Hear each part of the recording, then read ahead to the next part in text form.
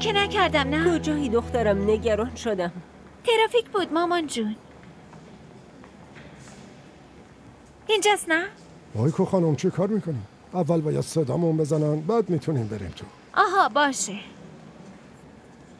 مثل تو فیلم هاست. مسخرم نکن. بار اولم طلاق میگیرم.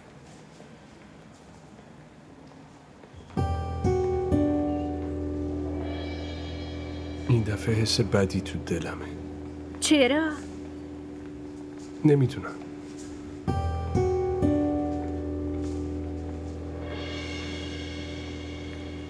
منصرف که نمیشه نه؟ آیاس مسخره نشد. چرا منصرف بشه؟ به خیر و خوشی تموم بشه.